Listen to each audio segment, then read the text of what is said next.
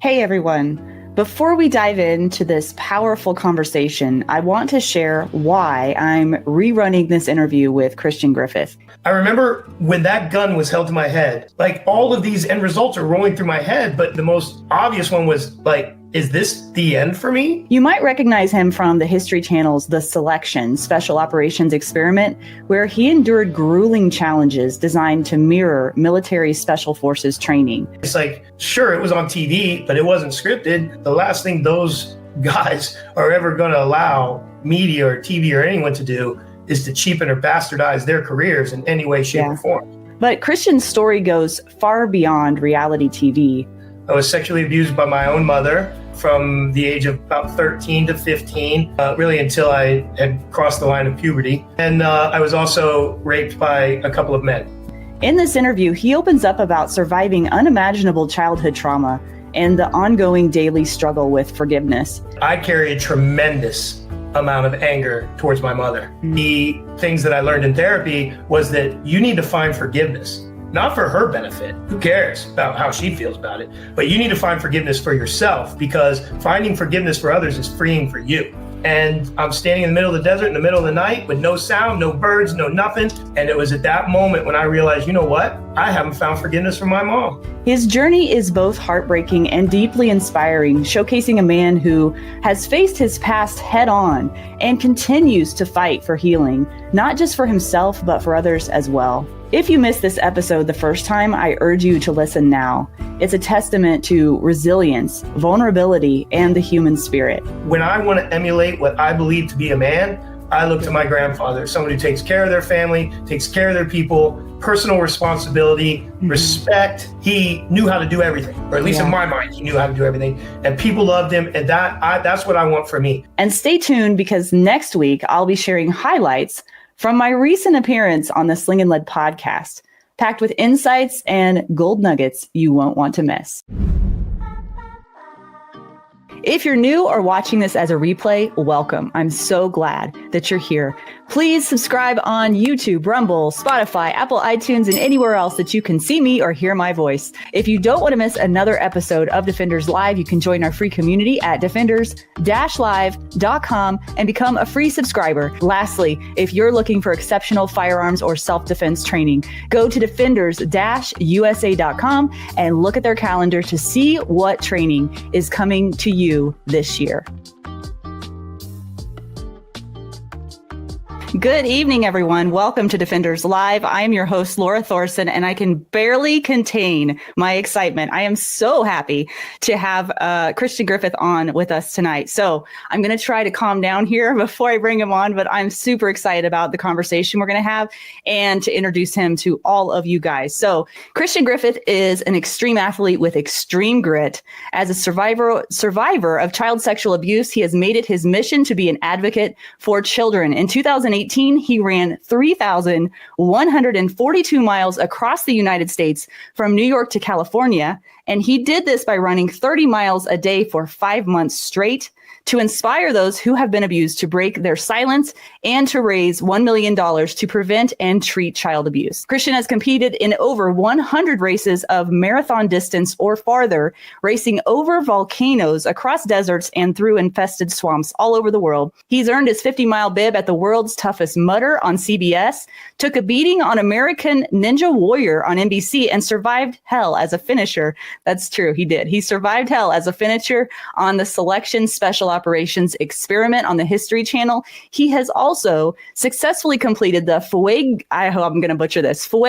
y Agua 100K trail ultra marathon in Nicaragua more than 3 times, which is more than anyone else in the history of the race. He is spreading the message of treatment for those who have been abused and says it's the only way out. He says that he wants to prove that your past does not have to be your future. And he says, quote, "I'm not proud of who I've been in the past, but through my current relationships, EMDR therapy, and a solid dedication to change, I have turned things around. Am I perfect? Nope, but I will never stop trying." He also says his experiences have taught him that you can always do more than you think you can. And he encourages others to never, ever quit. Not even when someone tells you that you are too old, too slow, not strong enough. Wait, I get told that all the time, Adam Winch, not strong enough and not keeping up. He says, go until the wheels fall off and then ride the axles. Never quit. Never, never quit. All right. So let's welcome Christian Griffith onto the show. Hey, Christian. Oh, it's very nice to be here. Yeah, I'm super stoked to have you. I'm trying to calm myself down because I'm so excited. I don't know if an hour is going to be enough time to get through all of the questions that I have. And I also have some clips queued up from the show, the selection that I wanted to show the audience as well. And it's going to be really important when we do that for you to kind of lay the groundwork before we watch the clip so that people can really get an idea of where you were during that. So let's start with the selection. Are you good with that? 100%. Okay, cool. So the selection, for those that have never seen it or they don't know what it is, what is kind of a nutshell synopsis of that show? Well, the show title is actually called The Selection Special Operations Experiment. And the idea was to bring different individuals from different sports, right, to Los Angeles, put us through special operations selection training to see who could make it. And, there were different thoughts on, what type of individual could actually get through this kind of training. I actually was there representing ultra running and obstacle course racing. I would, as you mentioned when we talked pre-show, I had long hair, a long beard. Yeah. I was living in a tree house in Nicaragua at the time. So, it was an interesting experience for me. I think really what attracted me to it was that military aspect of it. I've always wanted to join the military and never had that opportunity. I was always talked out of it by my grandfather. So you mentioned that in this clip that I want to show, but I also, before we show this clip, because this is the Man in the Arena clip. So before we show that, could you explain, because Man in the Arena has always been my favorite. I wouldn't even say it's a quote. I mean, it's a paragraph, but it's so powerful. And you recited this by memory after not sleeping for 2 days. Is that right? Yeah. And, it's like you, it has huge impact on me. I knew of it before I got there, but I certainly, never had it memorized. I'd, read, like you have read it in areas where there was a need for inspiration, right? So once you had been selected to do the show, they brought like 40 of us to Los Angeles and put us in a hotel. And they told us in our paperwork, hey, we're going to have cameras around the hotel. We're going to be making some further choices once you get to Los Angeles on who we're going to actually put on the show. So they put us through various exercises, and one of those exercises was giving us the Man in the Arena. And they said, it's very important that you memorize this. We're not going to tell you why, but you need to memorize this. And it was really interesting. They were watching behind the scenes as who was going to take it seriously, who was going to kind of, fluff off, who was going to pay little attention to it, who was going to dive in.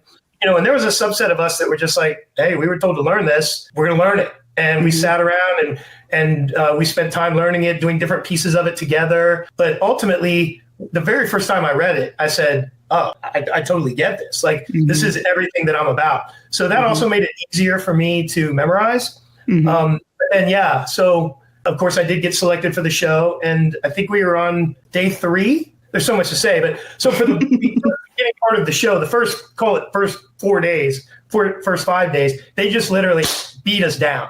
Right? Just beat us down. The whole goal was to see who had strong enough why to be there. If you watch the show, you see people just, falling out left and right. And they really just wanted to find out who really wanted to be there. And so part of that beatdown was, little to no sleep. And then when you did fall asleep, they'd come in and jam music and bang trash cans and kick over your bed and make you fold stuff and just all kinds of nonsense, right? But the idea was just to keep you up.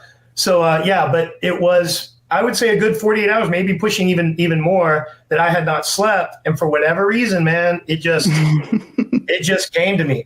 When they asked me to say it, this clip is so powerful. And it speaks to, I mean, we can sit here, I can ask you questions. Well, why did you want to be on the show? Blah, blah, blah, blah, blah. But this clip says it all. Like in 2 minutes, it says it all. It shows your why.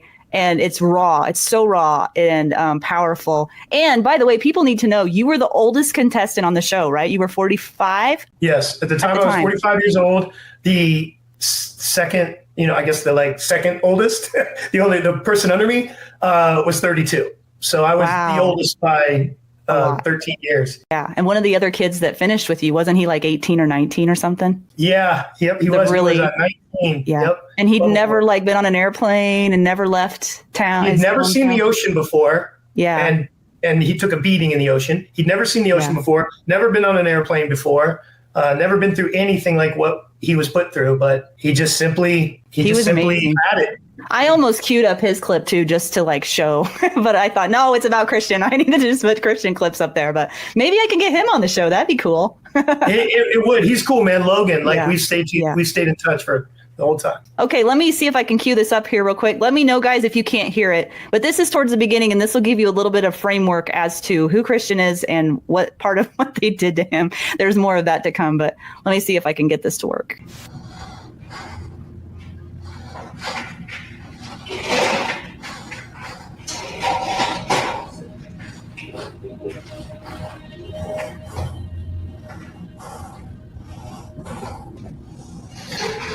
Get careful.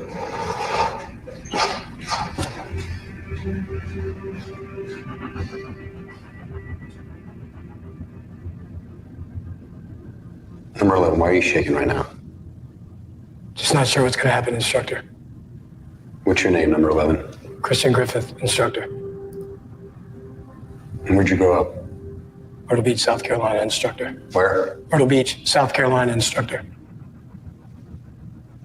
And where do you live now? I live in Nicaragua, instructor. Why'd you decide to go through this training? I have a number of reasons that I want to go through this training, instructor. One of them being personal with, I had an accident in 2012 that almost killed me. What accident? I contracted an amoeba in Nicaragua. Why are you so emotional right now, 11? Because that happens to me. And that was a significant event. How long were you down? I was in the hospital for 3 weeks, but I ended up with a paralyzed diaphragm. And as an athlete, I wanted to fix that. So I just did. Spit it out, 11. Another significant reason I want to be here is, as a child of sexual abuse, I want to show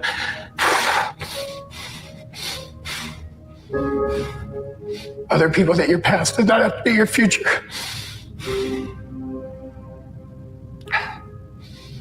And then the third reason is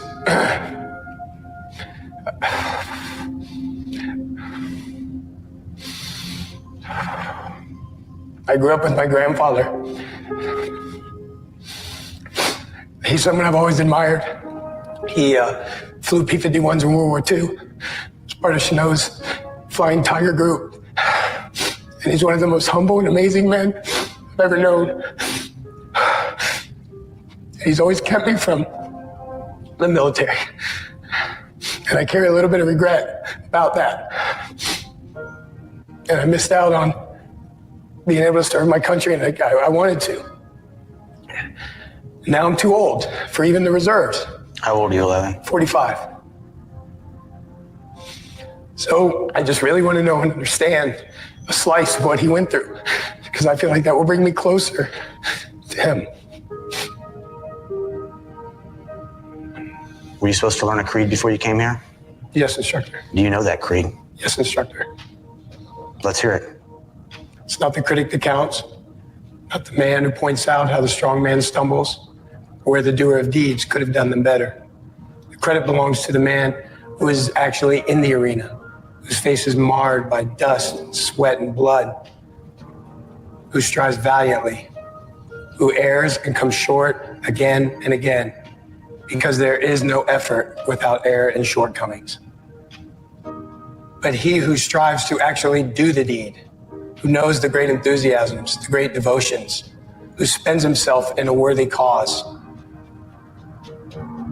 who, at best, knows in the end the triumph of high achievement, and who, at the worst, if he fails, at least he fails while daring greatly, so that his place shall never be with those cold and timid souls who know neither victory nor defeat. Teddy Roosevelt, 1910, man in the arena. Number 11, do you know what that means?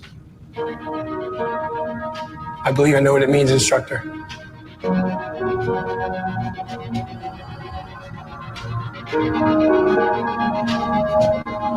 Whew.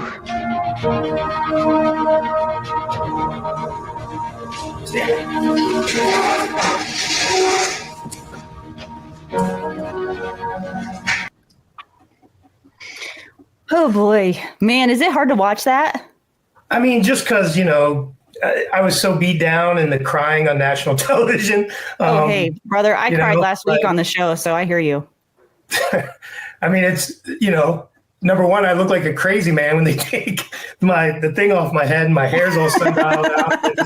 And I'm exhausted and I just bawling and feeling a lot. Even watching that, makes me feel a lot because my grandfather is dead now.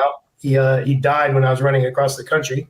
He did. So, yeah, he died the day I ran into Chicago. No kidding. And that was after this show. So he was alive during this show. Yes. Okay. And then 2018 was when you made that run, right? Yeah. Yeah. Wow. Where do we go from here? So let's let people know. I'm not going to play a clip of everything that happened, but what were some of the things that they had you, like the water experiment they had you do? They had you out in the ocean. They also, I don't know what it's called. There's a name for it where they tie your feet and hands together and you have to do the breathing. What is that? It's called drown proofing. Drown proofing. Well, okay. It wouldn't proof me of drowning, but okay. But you're comfortable with water. So, right? I am comfortable with water. I feel like that was an advantage for me in that particular evolution. I remember even one of the SEALs coming up to me and saying, "Hey, Christian," because he knew I surf, they did a lot of research on you so that they knew how to kind of push your buttons, right? Mm-hmm. And he's like, "Hey, Christian, seen on social media, I've seen you're one of those surfer dudes, right, man? You're like a surfer dude, right?" He's just trying to get under my skin. He's like, "We'll see how good you are in the water." Right. So I was worried. And they were constantly doing that, right? And I'm sure that anybody watching the show that, has actually been through the military, actually been through special operations selection training, and that whole mental game is huge, right? That's quite honestly, I would argue that your physical game can be nowhere near what your mental game needs to be. So they were constantly taking jabs, like they're taking jabs at my age. I think I told you one time, dude, one of the Ray Care, one of the really crazy instructors, like just always in your face. He'd come up to me, go, "Hey man," he put his arm around me, "Hey man, why don't we just go to the hotel? We can get a steak, we can have a drink. You don't want, dude, old man, you don't want to be out here suffering. Man, we're gonna have you out here for like a month, man. You don't want to do this. You don't want, and they just constantly try to talk you out of it." Right. But just some of the interesting things we did. Smashed us with just a tremendous amount of PT, physical training, climbing ropes with 20-pound weights on our back. They put us through gas where they gassed us. And that was pretty intense. I had never been gassed before. It's a really tough feeling. But I thought it was a really cool evolution because, again, like they're trying to weed out the weak from the strong. Mm-hmm. And that was a great evolution because you see the people that run out and the people that stayed. And the people that stayed, no matter what. And they're very right when they say that, you look around and you look at the people that stayed and you look at the people that run out and you're going to rely on the people that stayed. You right or wrong, you make a judgment call about those people that ran out and you'll be nice to them, but they are loosely not in your tribe, right? Mm-hmm. And they typically didn't last anyway. They did and that was the cool thing. So I told you after about the third or fourth day of beating us down and finding out who wanted to be there, it actually became very educational. They taught us a lot, which is what they do in any special forces, right? These guys have to learn a lot. We learned how to build hides, and then we had to actually build our own hides in groups, which is what a hide is digging yourself into the mountain, really, not being camouflaging yourself, right. Obviously, we jumped out of helicopters into the Pacific,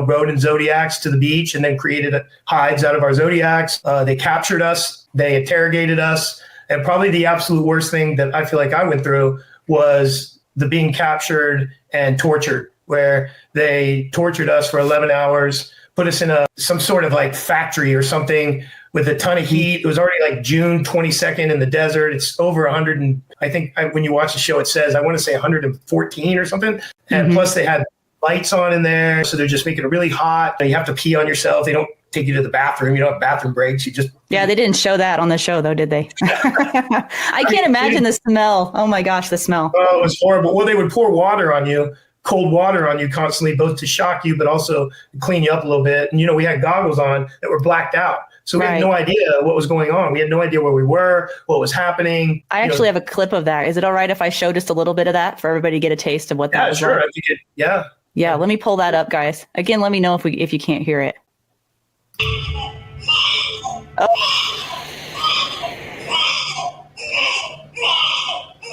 In a SEER course, survival, evasion, and resistance and escape. You're working on resistance techniques in case you're captured. Oh, my knees, man. Knees. It's the definition of mental fortitude. Being broken down in ways that you've never been broken down. I don't understand this. This is just a beatdown. Sleep deprivation. You haven't eaten. You don't know how long it's going to be.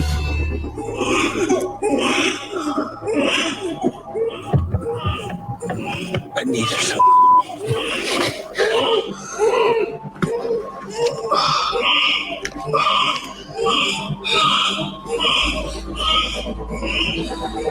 You're in a sweatbox. Your mind can be your best friend or it can be your worst enemy.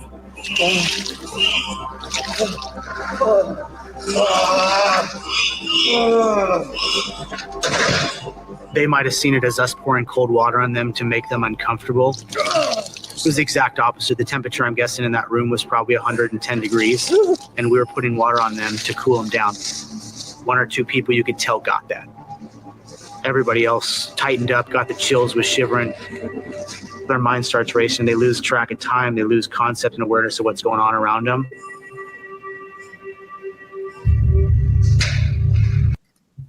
Well, so there's a little taste of it. I mean, I literally could just watch the whole show, but I'm not going to do that. No, I know. So that was the hardest part for you, right? You said? Yeah, because it was just so long. And like Bert says, we didn't know, like when you don't know, Right. It's so hard for people who have never been through it. But when you just don't know, like you don't know how long you're going to be there. And you can't see a thing. It's you can't complete see a black. thing. Yeah. And a lot of bad stuff is happening to you. You know, they're firing off stun guns right by your ear and just anything to make you super uncomfortable. That noise you heard in the background is just a baby crying on a loop for 55 seconds. So in a loop of 55 seconds. So it goes for 55 seconds. Then there's 5 seconds of silence. And that tortures you because you're like, oh my God, please let it be over. And then bam, it comes back. You know, wah, wah, wah, wah, and then it stops for a second. You're like, please let it be over. Bam, it's back. And it's a well-known, I researched it afterwards. It's a well-known psychological fact. It's why they do it. But a baby crying is one of those things that makes most people extremely anxious. Yeah. Oh, yeah, it does me. Yeah. So, yeah, it was horrible. That was really horrible. I was very close to quitting. It was all I could do to not quit. We lost, I think, 9 people during that evolution. Wow.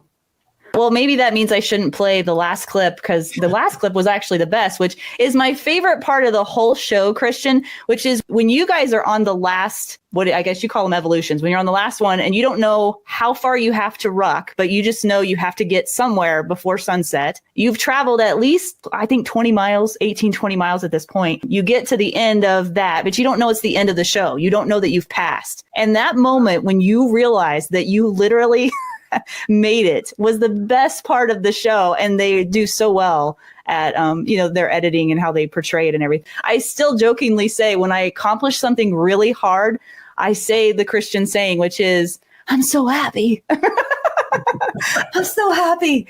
And you were just like bent over, half crying, just so happy that it was over. It was a great moment. Yeah, I think that moment in particular, one of the things that's kind of out there. So I do a lot of endurance events, a lot of pretty heavy athletic things, extreme stuff. And, there's a sentiment out there that no matter how hard something is, when you finish, there's always kind of a letdown, right? And that's true. Some of the things I've done that have seemed like it would just have been impossible, right, to complete, and I do. And then at the end, I feel like almost this depression. I don't know if it's because, damn, that was so living in the moment and now it's over and I got that let down, or it wasn't as big as I thought it was going to be in my psyche. But this particular thing, finishing that show, finishing that experience, that stuck with me as a major accomplishment, life-changing event. And I think it was because I learned so much. I came out of that a completely different Christian Griffith that went through that. I would argue that probably just about anyone who's been through real military special operations selection and has made it probably feels the same way. And for a while, I kind of I felt a little bit of imposter syndrome, mostly because I'm like, gosh, there's dudes out there that really did this, and they were going through it even longer than us. Like we were out there for 16 days, well, really 12 days on the course.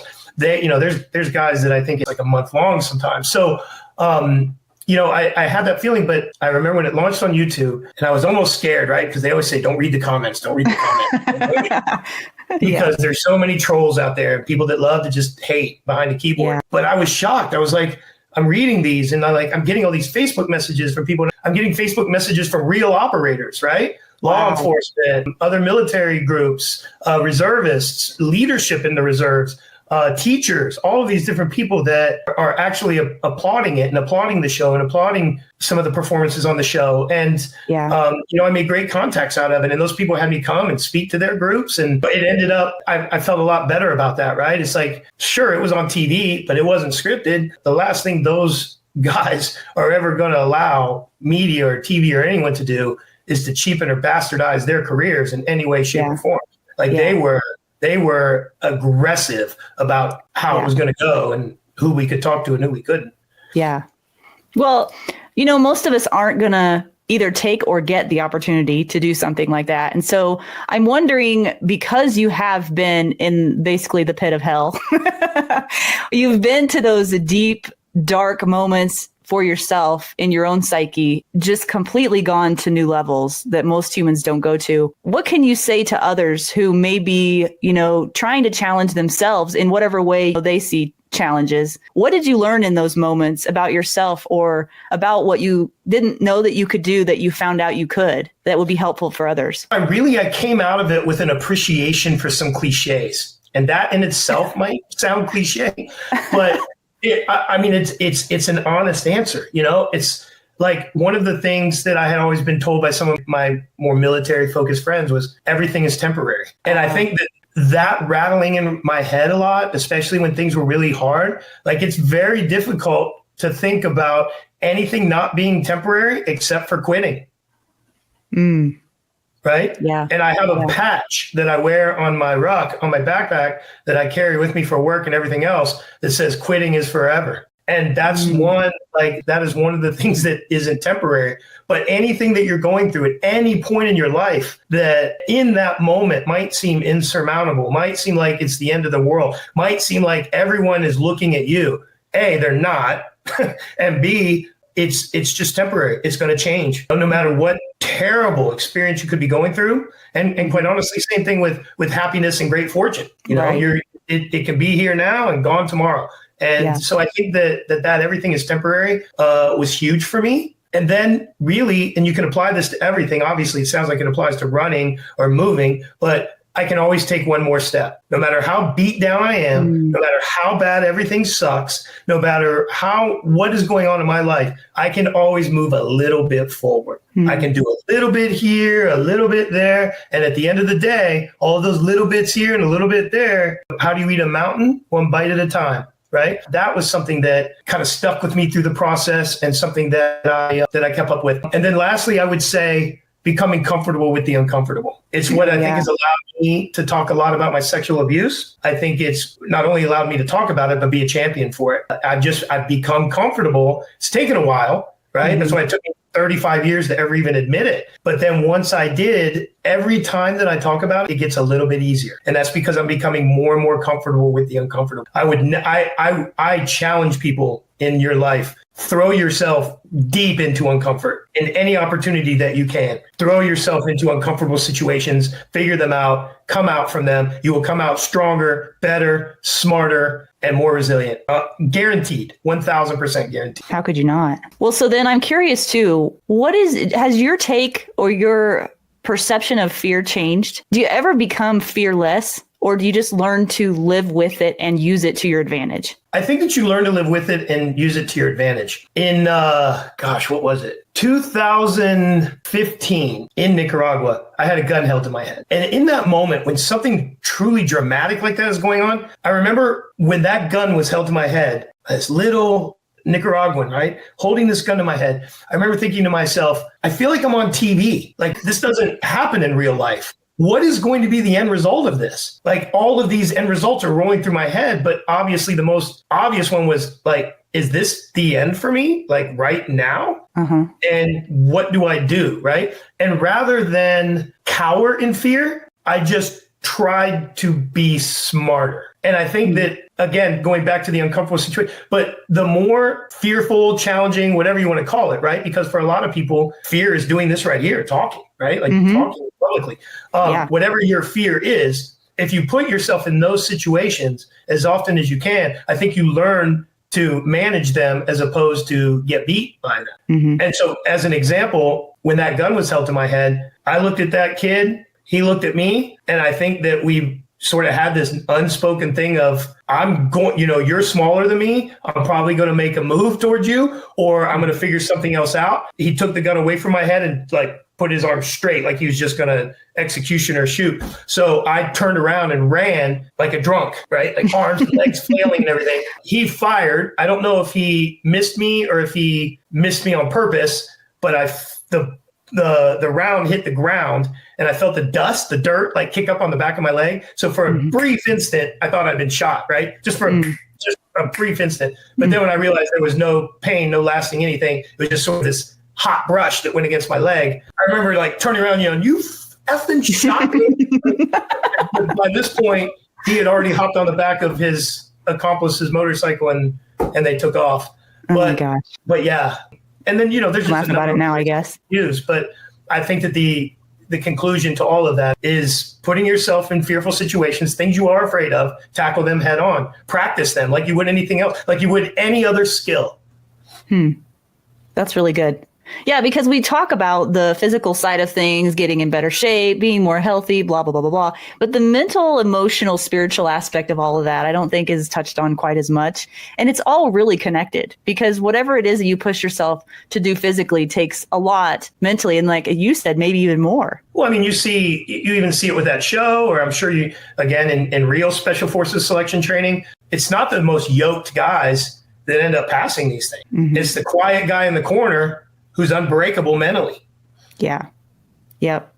So and right. The big bravado guys, the big talkers, the loud guys, or the ones that pick on other people, they never make it, right? Like never, because they're really weak and they get their strength by ridiculing others or pretending to be something that they're not.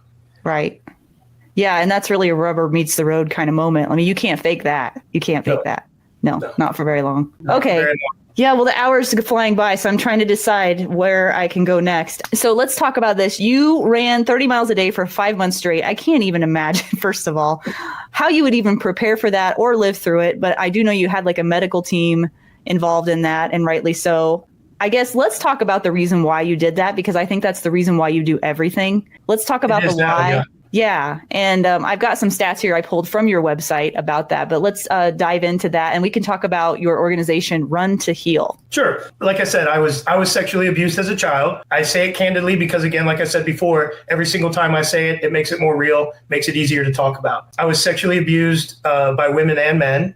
I was sexually abused by my own mother from the age of about 13 to 15, really until I had crossed the line of puberty. Her thing was prepubescence. And then I was also raped by a couple of men. The mom thing, like as weird as it sounds, like everybody probably thinks, wow, that's horrible. And now in my life, it truly is. In the moment, I didn't necessarily know it was horrible. I knew it was weird, but I didn't necessarily know it was horrible because that's my mom.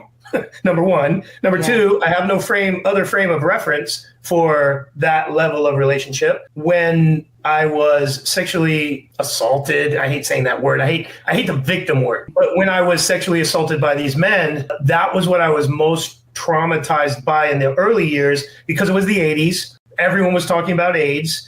And if anyone, like, it wasn't cool like it is now to be gay. In the 80s, it wasn't cool at all. And people were right or wrong. I'm not, in this whole politically correctness thing at the moment. I'm just saying that at that time, I didn't want anyone at all to question my sexuality or to think that I was gay. I was angry because I didn't really have a say in it. Like, these guys did this to me. In my mind, in my 14-year-old mind, because it happened, does that make me gay? And it was really difficult to deal with. Like I may have told you, I can't remember, but my response to that was to show the world, who didn't even know what happened to me anyway, but I was going to show the world what a strong heterosexual I was, which meant I was going to try to sleep with and churn through as many women as I possibly could and make sure that everyone saw it and knew it so that they would never question my sexuality, even though they had no reason to. So, throw that on top of the mom stuff, and that's been a lot to unpack. So my organization, I really focus on child abuse as sort of the umbrella, with child sexual abuse being what has affected me the most and what I want to talk about the most and what I feel like needs to be talked about the most, and especially from a male perspective. Right. I understand it from the female perspective. I understand it happens more from the female perspective. And I applaud the females for coming out, the Me Too movement, all these various things where there's been a lot of, I remember the gymnastics case that was a huge catalyst for me. I was like, I can't even remember her name now, but there was one gymnast, like he had assaulted all these women, but one of them happened to grow up and become an attorney, and she was the one to go last. And if anyone watched that, and if you haven't, go watch it, she skewers that dude. Like she skewers him. And I remember watching that and being like, wow, this woman. Well, most people don't talk about it, and most people don't stand up to it either. And the statistics are astounding. The statistics on your website say that 5 children will die today at the hands of an abuser. 1 in 3 girls and 1 in 6 boys are sexually abused before the age of 18. And 80% of 21-year-olds who report childhood abuse meet the criteria for at least one psychological disorder. And it happens more than we realize. It happens more than we realize. And one of the things the reason that I trumpet treatment so much is because one of the things that prevents us from getting treatment is we don't want anyone to know. When we don't want anyone to know, we withdraw. When we withdraw, we feel like we are alone in our pain. We're alone in our circumstance. We're in this like, woe is me. Why did this happen to me? And there's so much shame too. Yeah. So much shame. Yeah. But when you start talking about it, and this is why I loved what I did with running across the country. I had hundreds of people come out and run with me who I was the first person they told their story to. And, and that was huge for me because I know that once you start talking about it, no matter how long you've been putting it away, no matter how tough you think you are, you're a great compartmentalizer, you put it up on the shelf, you decided forget about it, it has shown in your life. And you have acted out in very bizarre ways because of it. But once you start talking about it, once you start addressing it head on, maybe back to your fear example, once you start addressing it head on, you'll recognize a lot of things. And for me, the biggest thing was, oh my God, there is an army of us out. There are an army of men who have been sexually abused by other men. And you know what? Men don't like to say that. Men don't like to admit that another man had sexual whatever with them. Right? It's tough. But once you start talking about it, once you start admitting it, once you start recognizing the behaviors that have grown from hiding it, and like you said, the shame, because again, the outside world doesn't know when you've been hiding it. So they just see these behaviors and think you're bad or broken. And it's so freeing. And for me, you look at some of the things I've done, I know who I am. I know my strength. Once I learned through therapy, all of these things, I'm like, I got to be a warrior for this.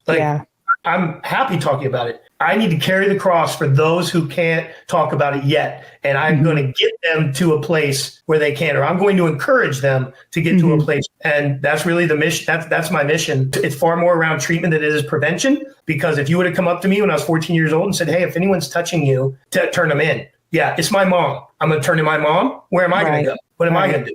So prevention for me, while I respect the people that are behind it, I know their heart's in the right place, everything. But as someone who's been through what I've been through, prevention would have never worked on me. But treatment, 100%. Yeah. And that's a strong mission that you carry in everything that you do, I've noticed. I just want to remind you guys, because we don't have much time left, if you have questions for Christian, put those in the chat now, because we're going to do a live Q&A here shortly. So let's leave with this. Sorry, I'm such a chatterbox. No, I love it. I could talk to you for a whole other hour. I kind of wish we could have done like a 2-hour special or something, but because I didn't even get to all the questions. There's just no way to. But I just wanted to make sure that we hit on the most important things. And I think that we have. Maybe we could do some questions, and then I'll, at the end here, before I break you loose, maybe you can give everyone your final message. But let's see what we have in the comments here for questions right now. You good with that? 100%. You're so like free-spirited, easygoing. It's so nice. Okay, here's one. This person wants to know, I wonder, Adam, what are you doing back there? I wonder if you have any spiritual background that has helped you through the selection. Very interesting question. I have a lot of Christian friends.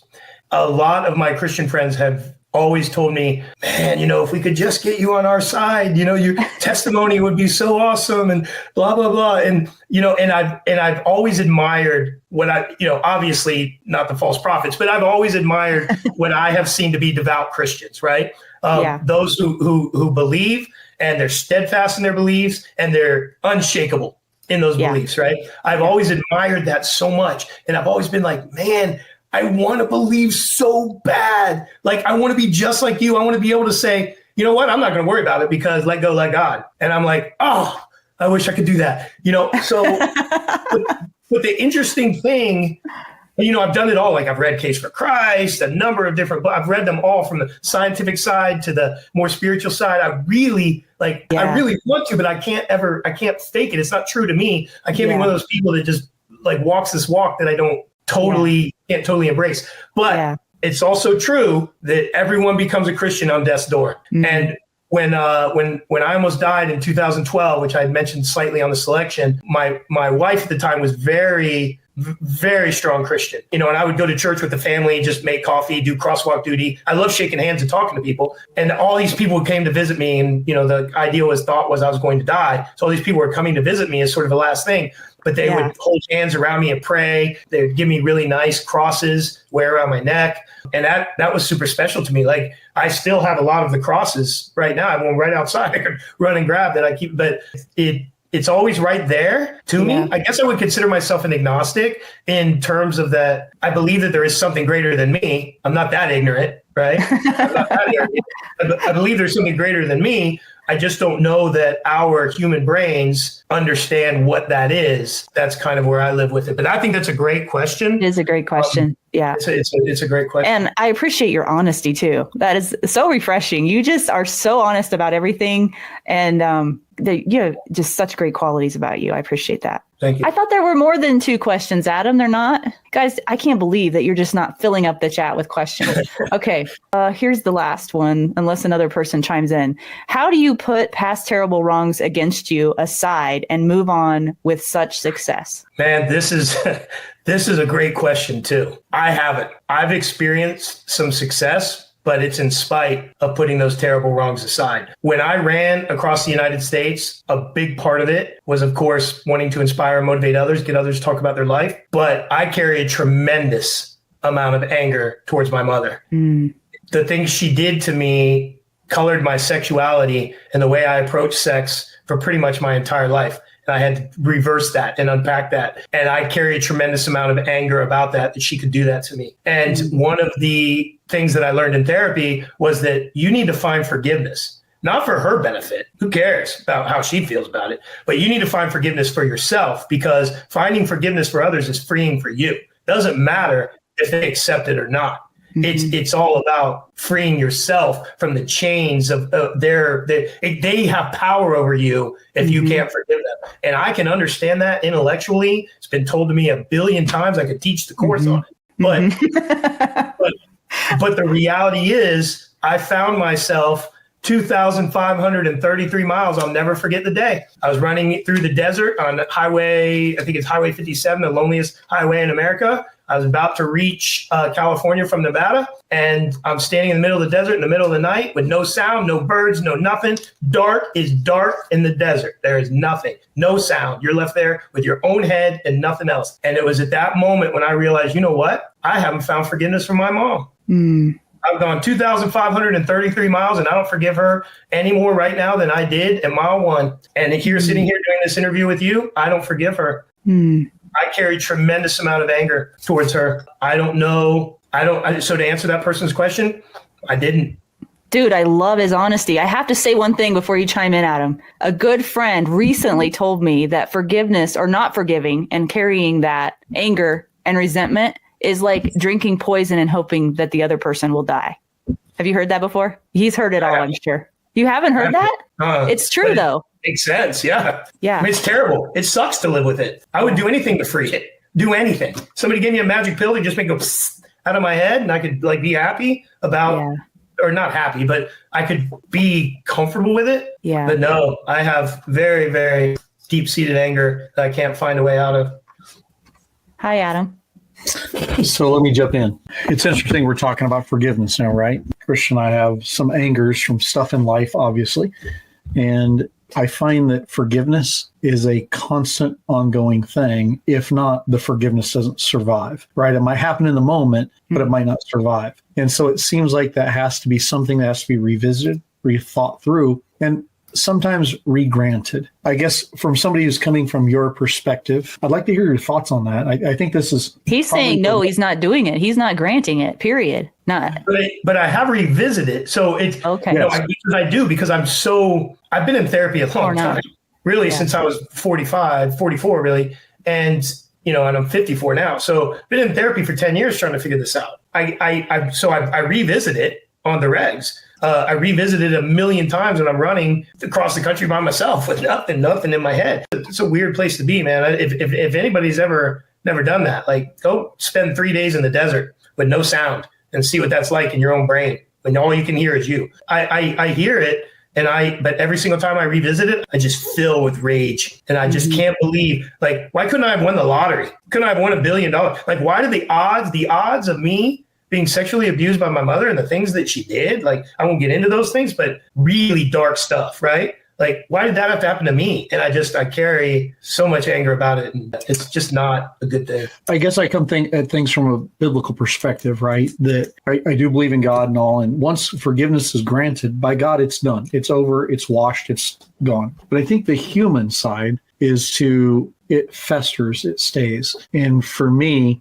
I've noticed that sometimes it's almost like I pet it, I keep it, I hold on to it occasionally and let it come back. And it's got to be regranted. That's my thought on it. If not regranted, it's got to be remembered that the forgiveness was given. I think that's fair. And I have one other comment about it. And that is, one thing it has done, though, is allowed me to forgive a lot of other things that might have been really difficult for people in their lives to forgive, but it pales in comparison to this one thing I can't forgive. So it's actually given me greater empathy and forgiveness on a grand scale in my life. Like certain things that happen to me that my friends, just will say, my God, like, why do you still talk to that guy? I'm like, man, it's, and I'll just, have some sort of rationalization for it or something, but I'm a pretty easygoing guy. Like, people can do some things that are against me or whatever. And I'm just like, at the end of the day, it doesn't really matter in the grand scheme of things. But this particular circumstance was just so heavy for me. I just don't know how to get out from under it. Well, there's another person, they say that you don't need to necessarily answer this if you don't want to. They just said that following up to forgiveness, have you been able to forgive yourself? It sounds weird, but forgiving myself for being smaller, weaker, younger, and not able to protect myself was huge from a healing perspective. First of all, anybody listening can ask me any single thing they want to, and I'm happy to answer it no matter what. But to answer that question, it's an interesting question because I think it sounds like you've been through this, and that's something they tell you in therapy as well, that are you able to forgive yourself? Because right or wrong, I was participatory in these activities that my mom was doing. It's not like she chained me to a fence, right? But I'm a 14-year-old boy going through puberty, and there were physical things happening to me that felt good. And so I was participatory. So a lot of times I struggle with that. I'm like, am I some kind of creep or weirdo? Like, what's wrong with me? Am I broken? Like, why did I participate in that? And now as a grown man, an educated man, a thinker, I certainly can understand why I responded that way, right? It's the same thing as becoming aroused when the men did that to me. It was a physical thing. I didn't want it, but it was a physical reaction. And anyway, it's taken me a long time. So yes, I forgive myself, actually. I do. I don't believe that I played an active, cognizant, active role in it. I believe that I was manipulated. I believe at a stage in my life where I was easy to mold, and I was molded. And so I'm able to forgive myself for my participation in the acts, but I don't forgive the one who took me there. Mm-hmm. Man, it got deep. How did it get so deep? Always does, Mama. Always does. Every single one of these. Every single one. It's because I don't mind talking about it, dude. And I know that there's people out there listening right now. There are people listening right now that this has happened to. There are dudes listening to this right now that have had this happen to them. And I would just, again, look at the statistics will tell you that, right? So I would just encourage anyone, just stop hiding from it, dude. Just stop. It's tearing you up. Well, forgiveness is a good thing to give and to grant to others and to survive in that forgiveness. And I pray that day comes for you. And Thank you. it's a struggle, though. I know what you mean. Yeah. It's a struggle. We did have another question come in about your grandfather. Oh, great. Yeah, they wanted to know if your grandfather helped shape you who you are today. That would probably be more, how did he shape you? Because we know that he did. I would like to believe that I emulate him in many ways. But yeah, it totally shaped me from the time. So my grandfather, again, he flew P-51s in World War II. He came back from World War II. Totally different mindset of the time, right? Came back from World War II and now had a couple of girls on a couple of leaves. He got my grandmother pregnant and she had babies while he was still over there fighting the war. He comes back. He got a job as a foreman in the steel mills of Ohio. He worked for a company called Republic Steel, and he was a foreman. And he used to tell me, Christian, I deal with the cream of the crap every day. But he worked his ass off midnights, came home dirty, grimy, and my grandmother was, serving him his meals, just that stuff you love, that endearing, I know some people nowadays like to say that patriotic bullshit or male toxicity or whatever they want to call it, but it's endearing to me. And growing up around it and watching the respect of the roles between the two was just amazing to me. And, paid off his house in like 10 years. And then when I came along, because he had 2 girls, so he never had a boy. And when I came along, he just really embraced me. And we used to go to flea markets together. He taught himself mechanical engineering. And we would go to flea markets together. We would buy cheap old film cameras and we would fix them. He would fix them, I should say. And he was so meticulous about it. He would put I'm kind of jumping ahead of myself, but he would fix these cameras, make them meticulous, and he would sell them to collectors and dealers. And then computers came along. We started building, because he was an engineer, he taught me to build IBM PC clones. We were building computers together. Then the internet came. We'd go to the flea market, get these cameras, he'd fix them, we'd put them on eBay. But he's old school. He didn't put his credit card on eBay. You can go ahead and put your credit card on eBay. I'm not doing that. China's going to get it or something, right? He was just old school like that. But yeah, and another, I know we're running long, but another story no, we're good. Tell about my grandfather that it just is so true, and it's me today too. When he got to 50 years old, we have Alzheimer's runs in our family and dementia that runs in our family. True to that special forces mindset that he had, right? He was going to cut it off at the pass. It wasn't going to happen to him. So he decided that he was going to start learning how to do crossword puzzles. So he would do the local newspaper crossword puzzles, and he'd have a stack of crossword dictionaries next to his chair, a dog that he said he hated, but he had a whole bar of treats right there to feed the dog. I hate this. I know guys like this. He's feeding it anyway, just a good old guy. But he trained himself on those crossword puzzles so that 10 years later, he was getting the New York Times delivered to his house, and he could rip through the New York Times crossword puzzle, no dictionary, no nothing, in a matter of minutes. He had literally trained himself to do that. He lived to 95 years old and was sharp as a tack. Wow. The day before he died, I spoke to him, and he was every bit as sharp. His writing was on point. He was sharp, strong, amazing. He is, when I want to emulate what I believe to be a man, I look to my grandfather, someone who takes care of their family, takes care of their people, personal responsibility, teaches themselves how to fish, teaches others, respect. Everybody loved him. He was like every old dude. He knew how to do everything, or at least in my mind, he knew how to do everything. And people loved him. And that's what I want for me. When I pass, I want people to go, Christian might have been a crazy MF, but he would give to you. He would do for you, and he'd be there for you. And if people can say that about me when I go, I'm good. Hey, I got to say one thing. I about fell over in my chair when you emailed me back. I email people all the time, reach out to people all the time, never hear a word from them. And you actually took the time to reply to me. And I was stunned by that. So that right there tells you, practicing what you preach there, Christian, that's for sure. So I appreciate that about you. I'm sorry I got you kicked off YouTube. Yeah, well, I did that myself, I guess. I don't know. I didn't think it would either, but oh well. So let's wrap up because we are over the hour. Let's leave people with any final thoughts, messages, words of encouragement, and then also where can people find out more about you? We know you have the website, and then I'll let everybody know what to expect for next week. Yeah, it's always the weird part for me, kind of like. I mean, you're running the stuff down at the bottom. If people find interest in anything I say, they find interest in me. They want to reach out. They want to dig a little deeper. both into the things that we talked about or some things in their own life, whatever, dude. Like Yeah. I've told you, I tell anyone, everyone, I am a flat out open book. I will talk about anything. I will share anything with you. I think that I could say, go check out my website, go check out my charity, go check out and it just feels a little chest thumping. I think that if for whatever reason I have touched you in some way, shape or form, and you have greater interest and you want to learn more, reach out to me on one of the things scrolling down there. And I guarantee you will respond. Aside from that, I think I said a few things earlier that I still stand behind.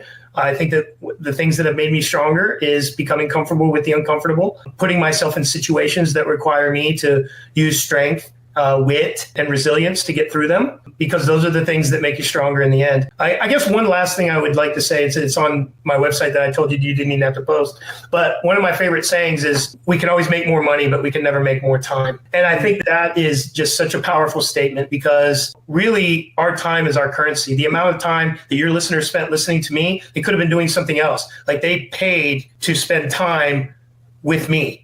And to me, that's huge. I just encourage people to be mindful about how you spend your time, because it's ticking. And I feel like you don't really realize that till you get older. You get maybe a little older, a little wiser. But where that plays into my message is that if you have anything sitting in your brain, trauma of any kind, I hate the victim word, but if you're dealing with anything, any kind of trauma, face it head on, man. Rip off the Band-Aid, dive in head first. One other thing, especially as it relates to the sexual abuse, one of the biggest reasons that I have trouble coming out is I always thought, oh my God, what is everybody going to say? Like, what are people going to say? Are they going to believe me? Are they not going to believe me? Are they going to call me gay? Are they not going to call me gay? Are they going to, like, what is going to be the response? I had nothing but positivity. Everything that I thought might happen negative never came to fruition. It was only positive. It was only love. It was only support. Well, I can't promise that for everyone.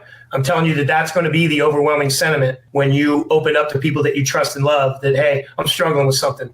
Yeah. And there'll be, and especially, I believe, within members of faith, right? There's always people that are willing to help. That's pretty much all I have to say. Again, people can reach out to me directly all they want. I love that. Well, thank you for your time tonight, Christian. Of course. Thank you again. Your honesty is so refreshing. Yes, ma'am. Thank you for having me on.